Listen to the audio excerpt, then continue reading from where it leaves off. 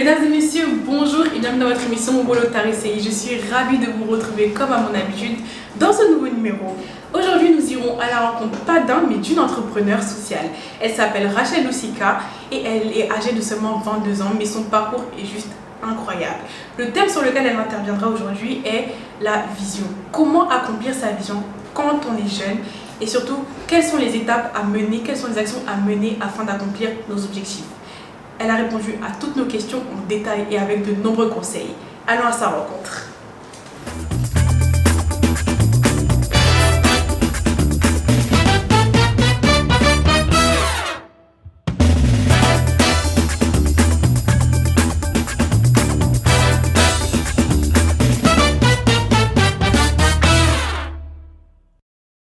Là, nous sommes maintenant avec mademoiselle Rachel Lusika. Et je lui laisse le soin de se présenter. Bonjour à tous, donc moi c'est Rachel Lusika, je suis la fondatrice et présidente des Intentionnels, donc un réseau international et un programme à destination des jeunes femmes à l'international. Je suis également créatrice de contenu sur les réseaux sociaux, je suis aussi auteure d'un livre qui s'appelle Un style de vie intentionnel. Je travaille dans la communication et je suis aussi étudiante en communication. Ok, donc voilà son livre, Un style de vie intentionnel. Il est très court mais hyper complet. Je vous invite à l'acheter, vraiment. Et c'est pas parce qu'elle est là, c'est vraiment parce qu'il faut l'acheter.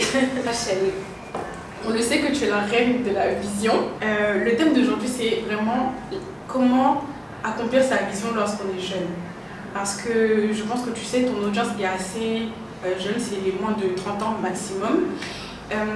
Donc quand nous, on a moins de 18 ans, on n'est pas encore majeur, qu'on a des objectifs, qu'on a des rêves, comment est-ce qu'on fait pour les accomplir? Est-ce qu'on pourrait définir la vision? Ok, alors la vision, il y a plusieurs manières de la définir. Il n'y a pas une définition précise, mais pour moi c'est un peu comme un grand rêve qu'on a à l'intérieur de nous, mais au-delà d'un rêve, puisque la différence entre un rêve et une vision, c'est que le rêve c'est juste à l'état, on va dire, utopique. C'est plus un idéal qu'on imagine, mais on n'est pas en marche pour forcément l'accomplir. Alors la différence avec la vision, c'est que c'est toujours ce rêve, un peu avec cette dimension utopique, dans un monde idéal quand même, mais on se dit qu'on va vraiment l'accomplir et qu'on va vraiment vivre cette réalité-là en fait. Donc c'est vraiment une réalité qu'on souhaite vivre, notre idéal de vie, ce qu'on souhaite réaliser, accomplir dans notre vie. Okay. Alors je pense qu'une clé c'est déjà d'être conscient qu'on veut accomplir ses rêves, qu'on veut vraiment travailler pour les atteindre. Et souvent on a du mal, on va dire, à prendre au sérieux le simple fait d'écrire ses objectifs, d'écrire sa vision, ou vraiment juste de s'asseoir et travailler dessus en fait. Parce que du coup découvrir sa vision, marcher dans sa vision, etc., ça ne vient pas de manière anodine.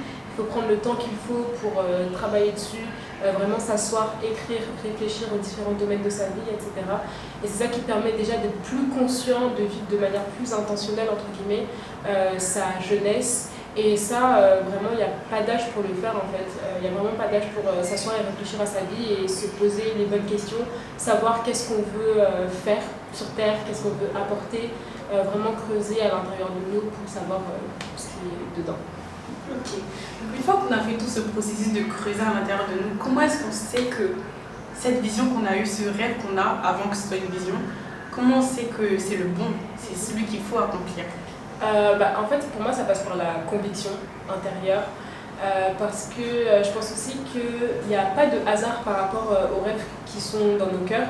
Parce que si vous regardez bien, d'une personne à une autre, les rêves que les personnes ont vont énormément varier. Par exemple, moi je sais que je ne pourrais jamais travailler dans le domaine hospitalier. C'est vraiment un truc qui ne m'intéresse mais absolument pas. J'aime pas cet univers. Ça ne pourrait jamais être mon rêve de devenir la plus grande médecin de je ne sais quoi. Vraiment jamais. Et à l'inverse, d'autres personnes voyager, faire des conférences, organiser des événements, etc. à l'international, ça ne va pas du tout les intéresser, ils préfèrent avoir une vie calme. Donc du coup, chaque personne est différente et chaque battement de cœur, chaque envie, chaque rêve, etc. est différent selon chacune des personnes. Donc il faut, entre guillemets, vraiment s'écouter et voir ce qui nous épanouit également. Souvent, c'est un signe simple qu'on est dans notre vision, qu'on est vraiment dans ce qu'il faut pour nous. Ok. Ce que tu dis, c'est vraiment très intéressant. Tu parles de la conviction. Dans mon entourage, beaucoup de gens sont jeunes du coup et ont le poids de ce que mes parents veulent et ce que moi je veux. Comment faire pour surpasser ce que nos parents veulent en faisant ce que nous on veut faire? Ok. Bon, c'est un peu une manière de penser, réfléchir, etc. Après, ça dépend aussi des relations qu'on a avec nos parents. Bon, moi, je sais que j'ai eu la grâce d'avoir des parents qui m'ont quand même pas mal laissé de liberté, entre guillemets, dans le sens où ma mère elle m'a toujours dit que c'est pas moi qui va travailler à ta place, donc c'est à toi de choisir ce que tu veux et c'est pas moi qui va t'imposer un choix. Donc moi, j'ai eu la chance d'avoir des parents comme ça, mais je sais que c'est pas toujours évident. Et je pense qu'il faut vraiment prendre du recul et donner à nos parents leur place de parents et nous prendre nos responsabilités en tant que personne, en tant que jeune adulte, etc. Parce que, bon, ma mère, ce qu'elle dit, c'est très vrai, hein, c'est pas nos parents qui vont être dans un bureau à notre place s'ils voulaient qu'on soit dans un bureau. C'est pas nos parents qui vont être avocats à notre place s'ils voulaient qu'ils soient avocats. Et Dieu seul sait à quel point ça peut être dur de faire les études dans les domaines qu'ils veulent qu'on les fasse, alors qu'eux-mêmes, c'est ça en fait. C'est pas eux qui vont étudier à ta place en fait. Donc vraiment, c'est important de prendre en considération ce qu'ils nous disent, les conseils qu'ils nous disent, parce que la plupart du temps, ça vient quand même de cœurs bienveillants, ou en tout cas, c'est parce qu'ils veulent le meilleur pour nous, entre guillemets.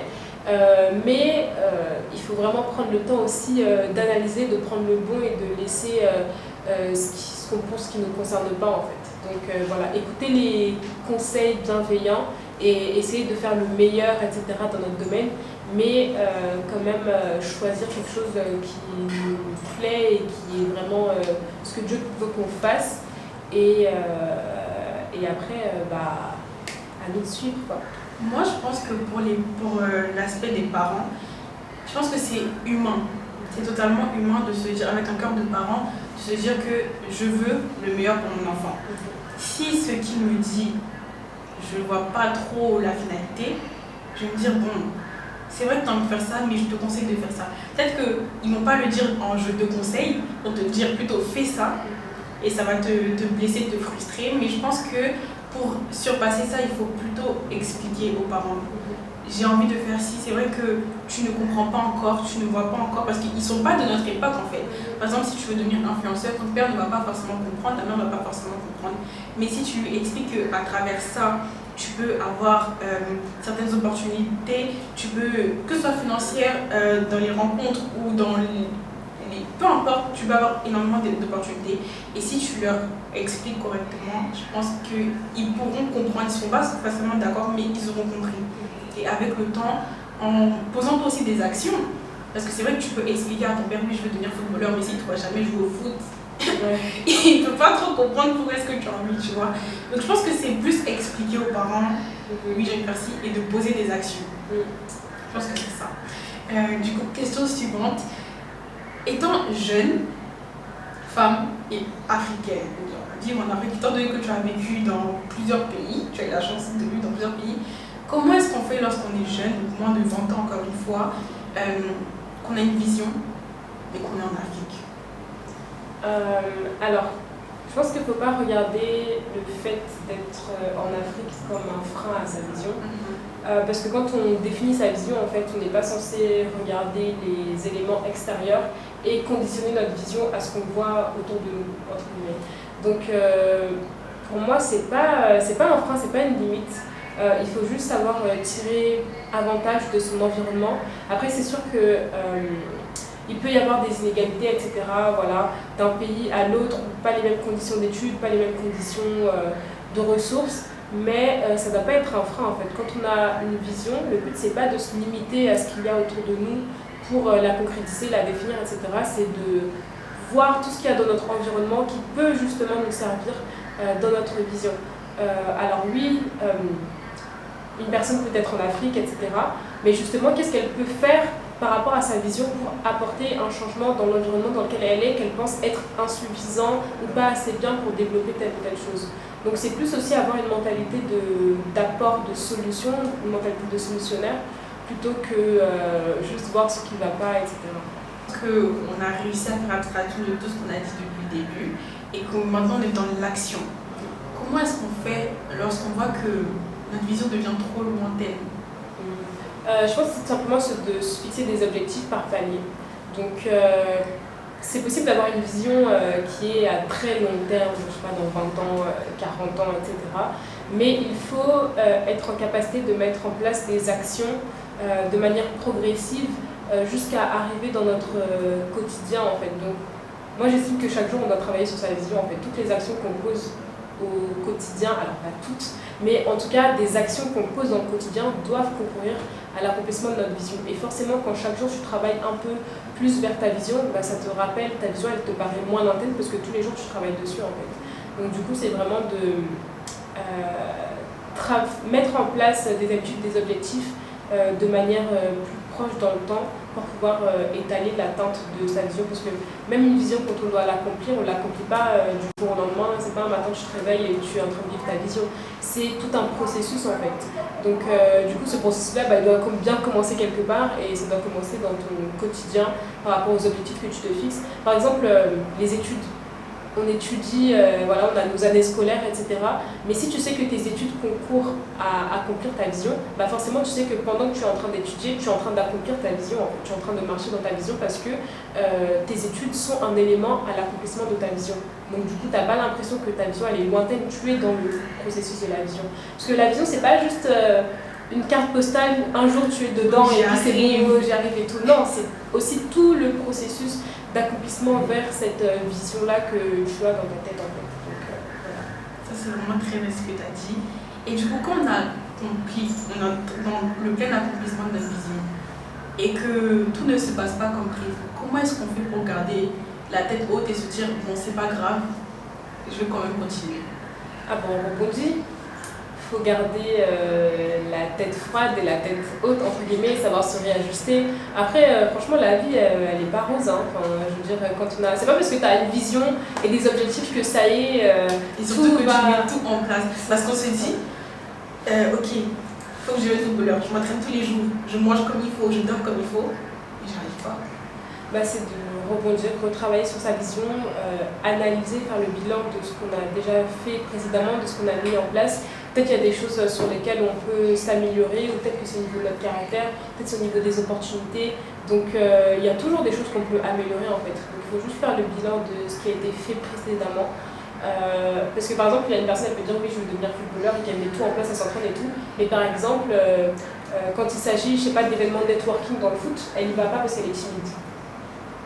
Voilà, donc tu as beau faire tout ce que tu veux, mais s'il y a des éléments que tu ne relèves pas et que tu ne changes pas et que tu ne sors pas forcément de ta zone de confort et que tu ne fais pas tout ce qui est possible pour atteindre ta vision, il faut te réajuster. Et je pense que c'est rare d'arriver à un stade où tu as dit que ok, j'ai fait tout ce qui était en mon pouvoir pour atteindre ma vision et il n'y a rien qui s'est passé. C'est impossible. Le thème, encore une fois, c'est vraiment comment accomplir sa vision quand on est jeune. Donc, comment passer outre le fait qu'on est jeune?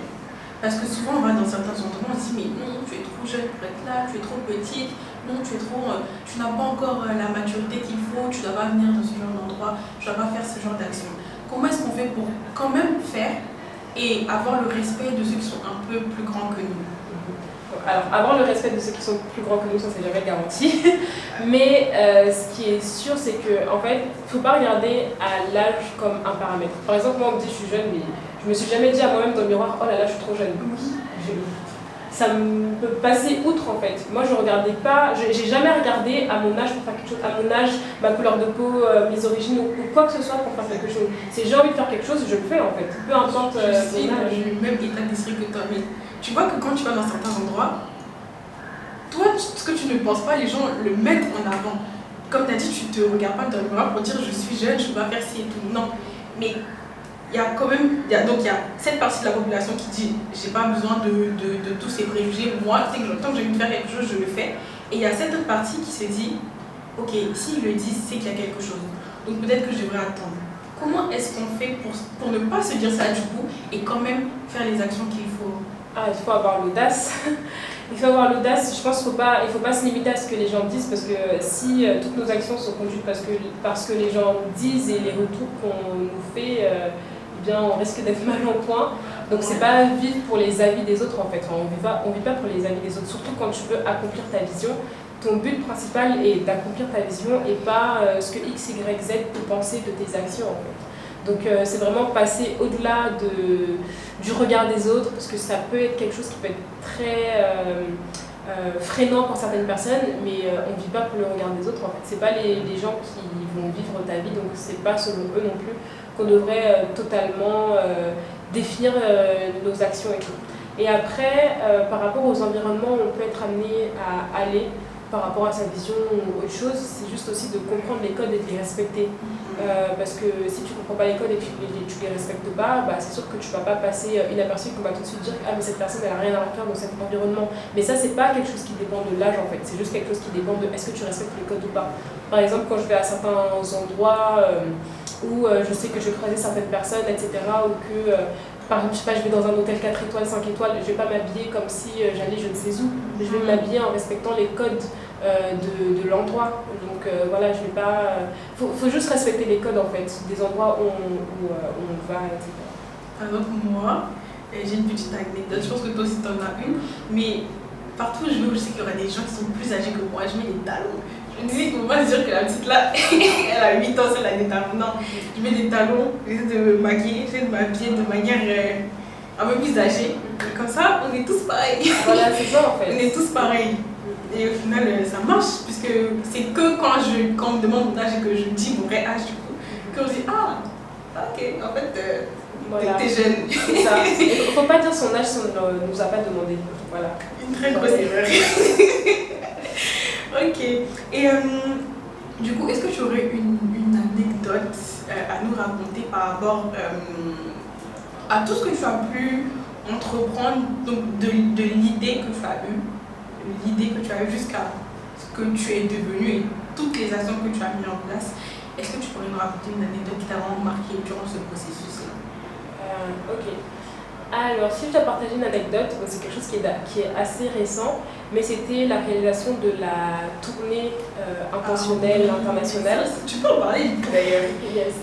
Donc, comme je l'ai dit dans ma présentation, je suis la présidente et fondatrice des Intentionnels. Donc, c'est un réseau et un programme à l'international, et en fait, on organise des événements, que ce soit en ligne ou en présentiel, à l'international dans les villes où on est présent. Donc, on est maintenant présent à Paris, Lyon, Dakar, Abidjan et Lomé. Et l'année dernière, c'était juste Paris, Dakar et Abidjan.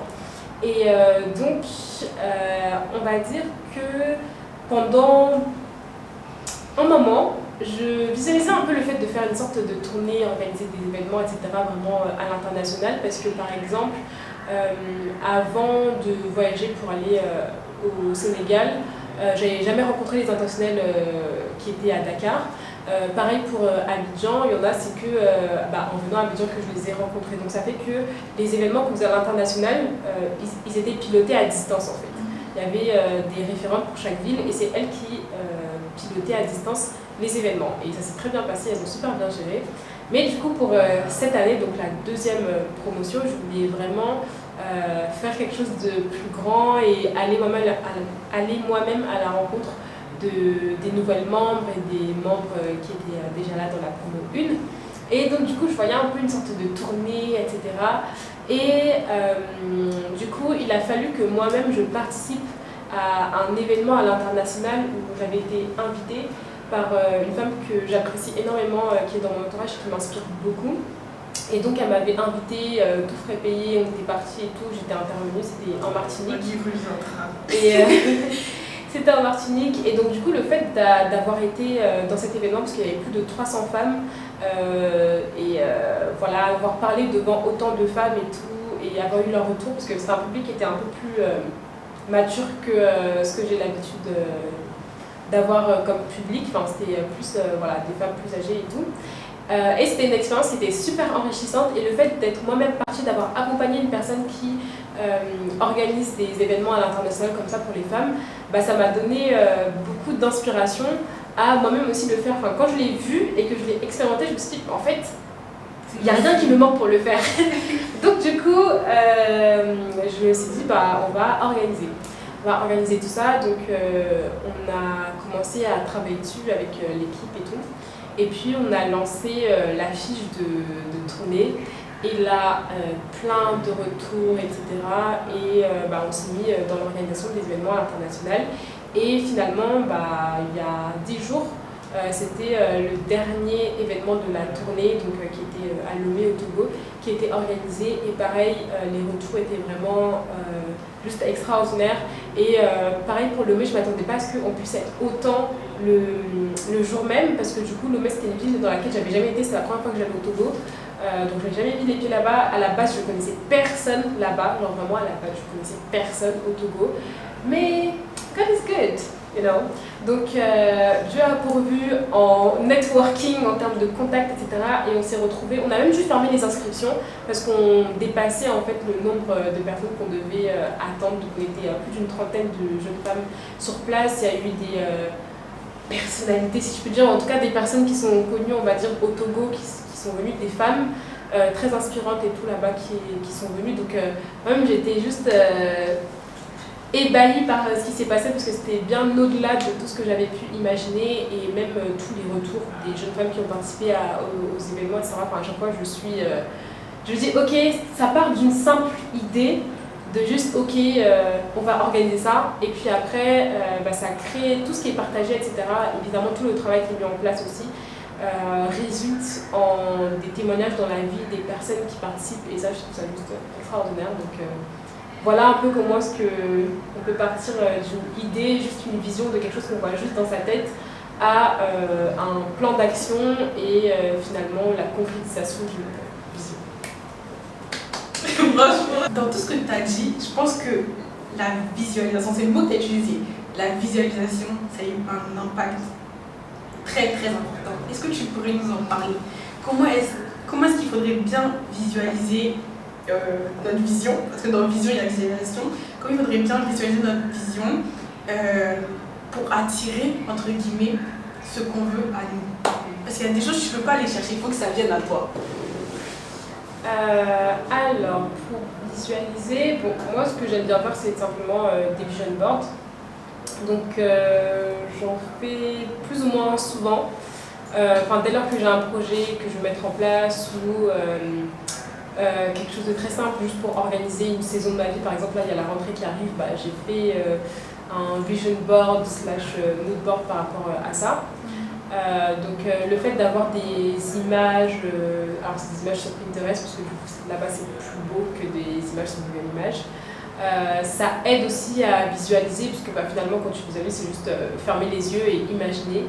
Et vraiment il faut imaginer des choses positives forcément et ressentir un peu les émotions que ça peut nous provoquer du fait de vivre notre vision. Par exemple, tu as tel objectif, tu as telle vision, essaye d'imaginer en fait qu'est-ce que tu ressentirais lorsque cette vision-là serait accomplie. Et plutôt que d'être dans un sentiment de oh là là mais j'ai pas encore atteint cette vision, c'est de vivre comme si cette vision était déjà accomplie en fait. Pour toi elle est déjà accomplie, c'est juste une question de temps. Du coup c'est voilà, juste imaginer et vivre comme si cette vision est déjà accomplie. Par exemple si tu visualises ta personne d'une certaine manière, comporte-toi comme cette personne-là ou juste et le mindset de ta personne idéale entre guillemets. Donc voilà.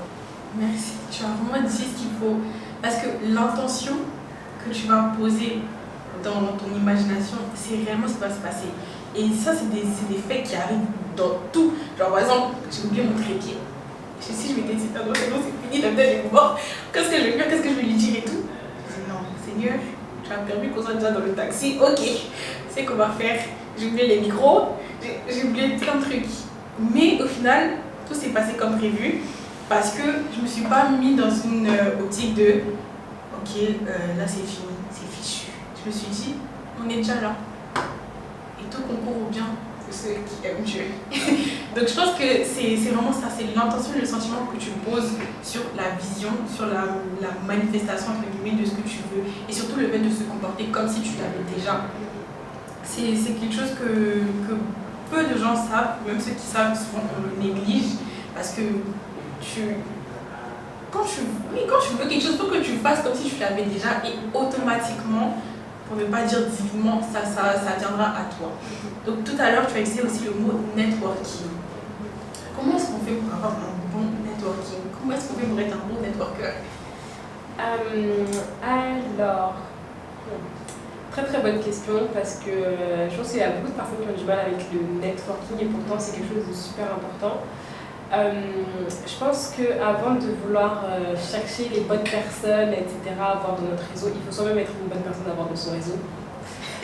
Parce que il faut que vous apportiez quelque chose aux gens en fait. Dans le sens où il ne faut pas être dans une mentalité de je veux juste recevoir. Toi, qu'est-ce que tu as à donner en fait? Parce que c'est quand tu donnes que tu reçois. Donc toi, quelle valeur ajoutée tu as à proposer aux personnes?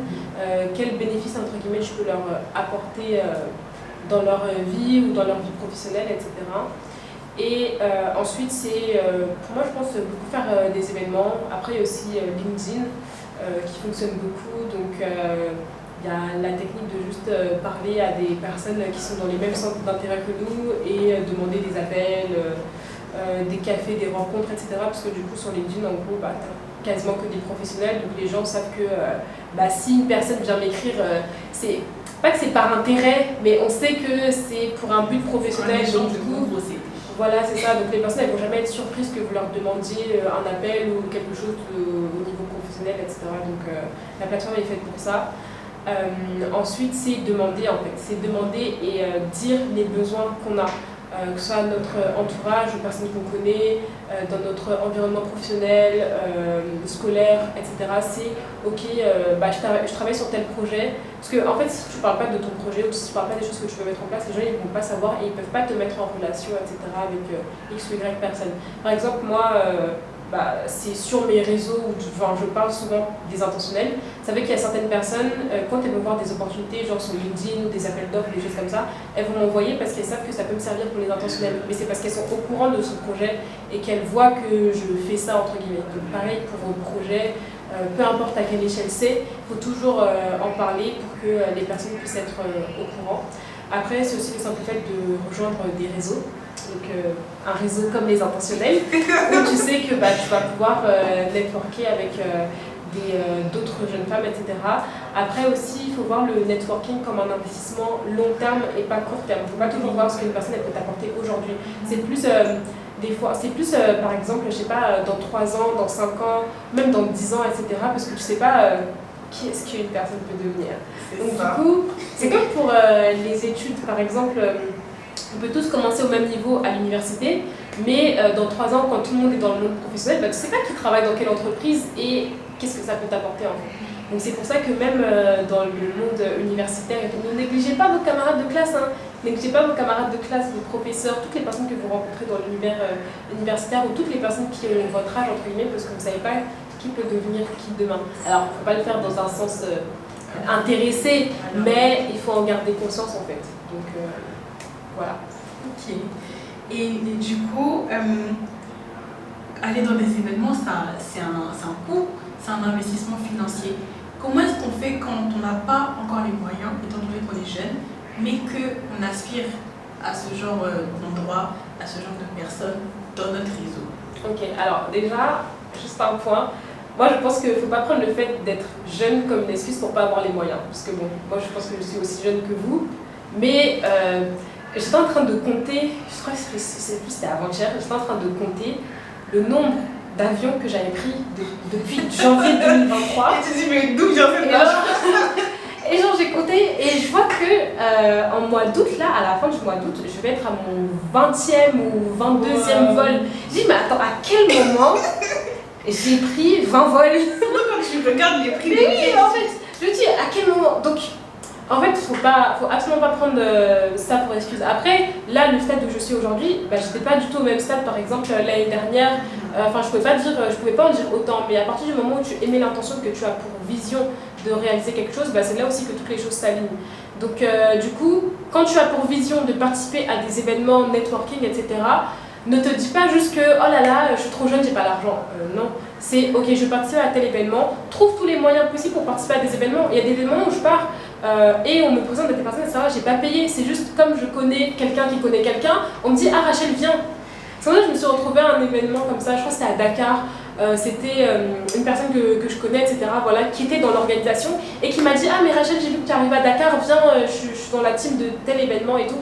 J'ai pas payé ma place en fait, on m'a invité, j'étais au premier rang alors que voilà en fait. Les guests. Donc du coup, et c'est aussi des fois donner de son temps pour, par exemple, je ne sais pas si vous savez qu'il y a un grand événement qui est organisé dans telle ou telle ville et tout. Si vous savez que vous pouvez être bénévole ou participer à l'organisation, etc., donner de votre temps en échange de pouvoir participer à l'événement, de pouvoir voir comment les choses se passent, etc. En fait, c'est aussi un bon moyen de networker et de participer à des événements, etc., rencontrer des personnes en fait.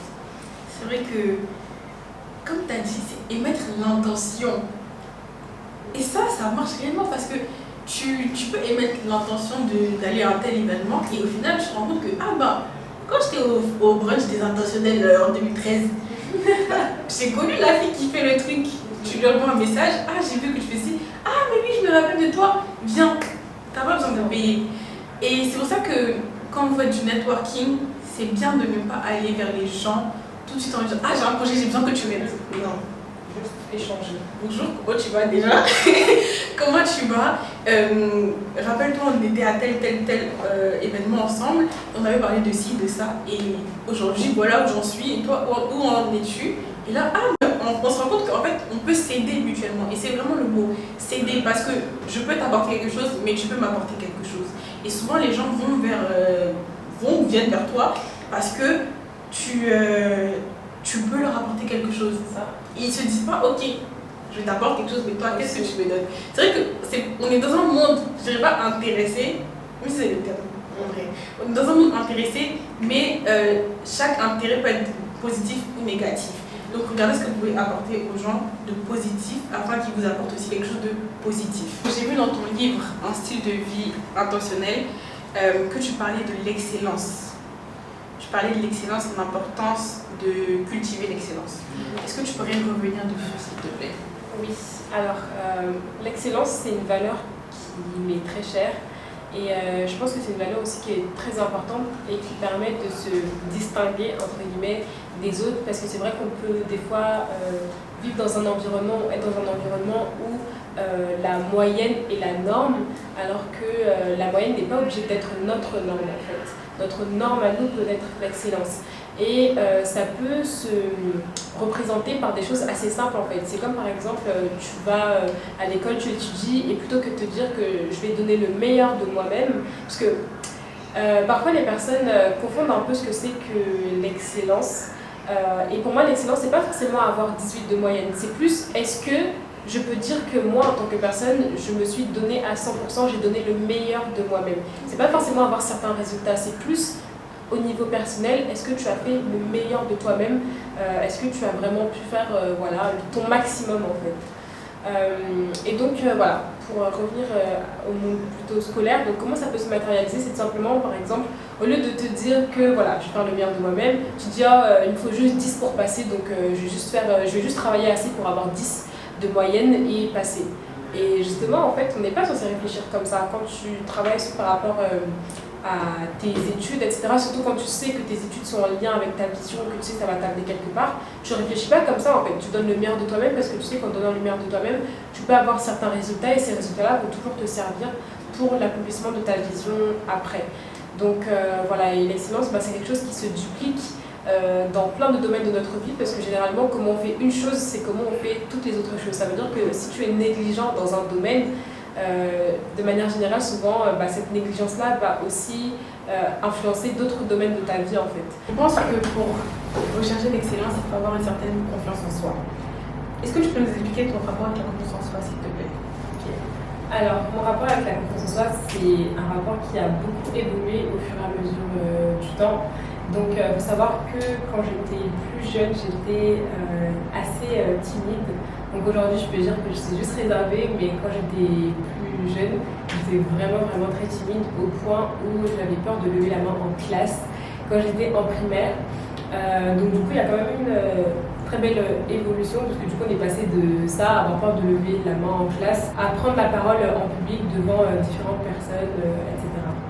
Donc je pense qu'un moyen de travailler sa confiance en soi, c'est vraiment de faire step by step, dans le sens où se lancer des challenges qui vont nous pousser à mettre en place des actions qui peut nous permettre d'élargir un peu notre zone de confort. Donc ça peut être quelque chose d'aussi simple que d'aller parler à telle ou telle personne, que de lever la main en classe, en tout cas s'entraîner à aller vers les autres et prendre la parole, s'affirmer, etc. Donc par exemple dans une réunion, lever la main, prendre la parole, etc., dire ce qu'on pense sur un sujet, etc. Et je pense que ce qui m'a beaucoup aidé, c'est de la création de contenu tout simplement. Comme j'ai une chaîne YouTube, le fait d'être souvent devant la caméra, de parler, m'exprimer sur des sujets, etc., forcément ça m'a poussé à davantage être à l'aise à l'oral et également être davantage à l'aise à aller vers les autres, etc. Donc je pense que c'est aussi un bon moyen de s'entraîner à être plus confiant, avoir plus confiance en soi. Ok. Tu nous as pas parlé des intentionnels en détail. Est-ce que tu pourrais nous faire une petite brève présentation? Ok, donc les intentionnels, c'est un programme et un réseau international à destination de jeunes femmes visionnaires et ambitieuses qui souhaitent investir en elles-mêmes afin d'avoir un impact dans la société. Je vais pas parler, je pense, au long de l'interview, mais je pense que l'impact, c'est quelque chose qui est très important. Je pense que notre vision doit aussi impacter la vie d'autres personnes de manière positive. Et donc, on travaille à tout ça au sein des intentionnels par notre programme. On organise des événements par pilier au long d'une année par trimestre. Donc, on a le pilier développement personnel et productivité, insertion professionnelle et académique, gestion des finances et entrepreneuriat, et enfin le pilier bien-être. Donc, chaque trimestre correspond à un pilier. Et au sein de ces piliers, on fait des masterclass, on fait des brunchs en présentiel dans les villes où nous sommes, à savoir Paris, Lyon, Dakar, Abidjan et Lomé. Donc on se rencontre, on échange ensemble, on fait également des sessions de travail sur nos projets, sur notre vision, etc. On fait aussi des cerveaux collectifs, donc on va travailler de manière commune sur le projet d'une intentionnelle qui va pitcher son projet, se présenter, etc. Donc un vrai programme et un vrai réseau. Un réseau surtout. Je vous jure que ça marche. Ce réseau marche. Donc faites votre possible pour rentrer dans toutes les différentes villes où vous trouvez et que ce réseau existe. Je pense que c'est aussi possible de, s'il n'existe pas dans notre zone, de postuler pour pouvoir le... Donc en fait, on fait des événements autant en ligne qu'en présentiel. On a des intentionnels qui ne sont pas forcément dans les villes où on est en présentiel, mais qui suivent tout en ligne parce que tout est digitalisé. Donc on a toute une plateforme en fait, un peu comme un réseau social privé sur lequel on peut faire des publications, poster des choses, etc., échanger, discuter. Donc il y a toute une partie aussi digitalisée, donc c'est tout à fait possible d'intégrer la communauté sans pour autant être en présentiel, mais c'est aussi possible de participer aux événements en présentiel si on est en déplacement ou autre. Par exemple, là on a une intentionnelle qui habite au Tchad, qui est partie à Dakar au Sénégal pour 10 jours. Wow. Du coup, elle va pouvoir participer au brunch des intentionnels de Dakar, Wow. de ce samedi, etc. Donc c'est également ça, les intentionnels. Ok, d'accord. Donc, on a été très heureux de te rencontrer, de t'avoir avec nous sur ce plateau. On a vraiment énormément appris.